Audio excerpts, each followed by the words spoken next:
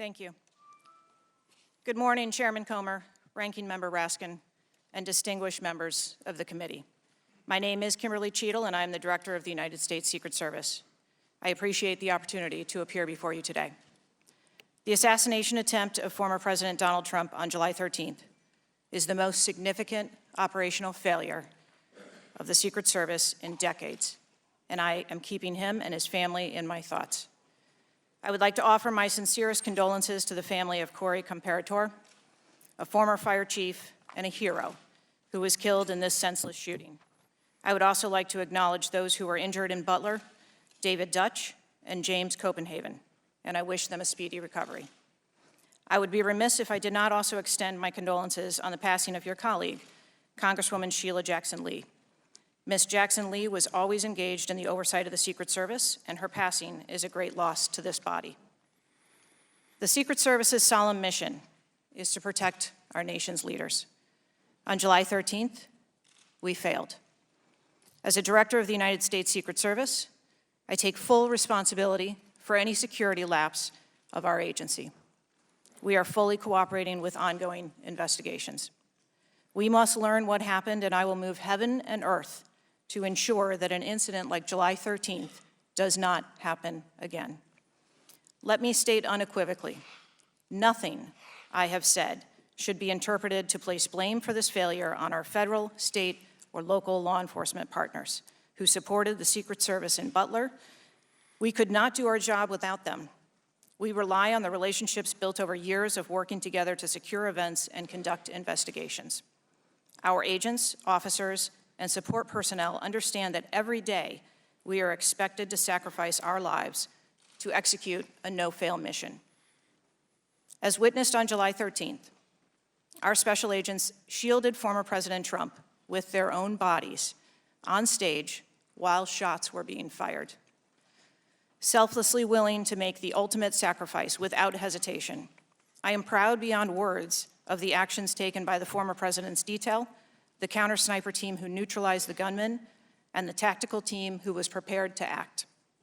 I will be transparent as possible when I speak with you, understanding, though, at times that I may be limited in providing a thorough response in this open setting due to associated risks with sharing highly sensitive protective methodologies.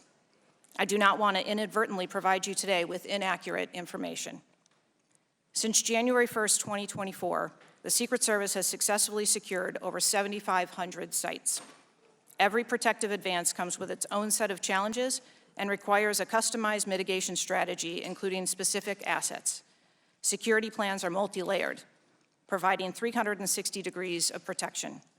These layers include personnel, technical, and tactical assets, which are a force multiplier for our protective posture.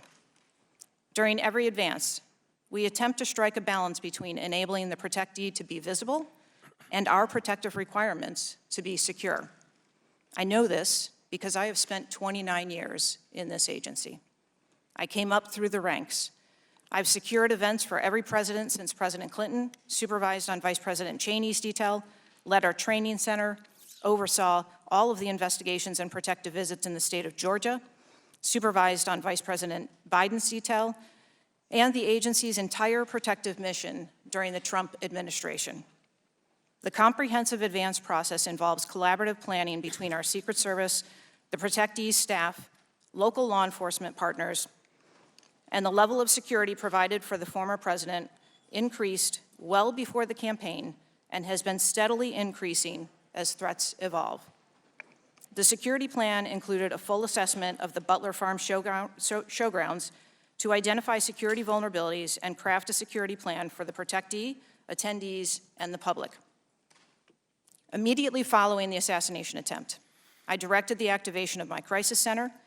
I assembled my executive team to begin surging more protective resources to the former president and to ensure the wellness of our people post-incident, all while securing an active crime scene. I immediately ordered a reevaluation of the Republican National Convention security plan, and I increased the security posture in the National Capital Region for all permanent protectees and sites. At the same time, I initiated a mission assurance investigation within our agency. I have instructed my team that all necessary resources will be dedicated to investigating these matters.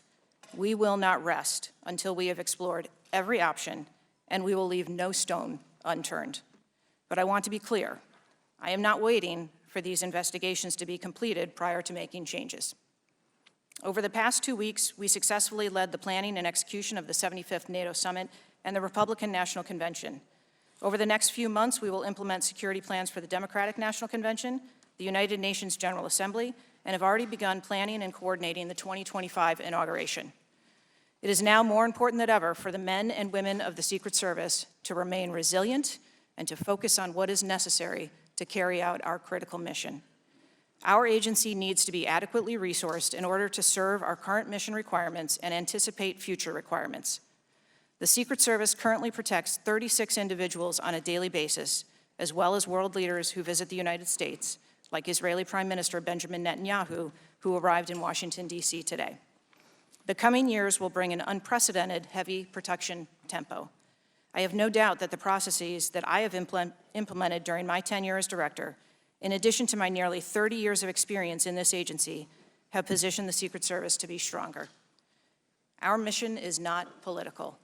It is literally a matter of life and death, and the tragic events on July 13th remind us of that. I have full confidence in the men and women of the Secret Service. They are worthy of our support in executing our protective mission. I will now answer any questions that the committee may have.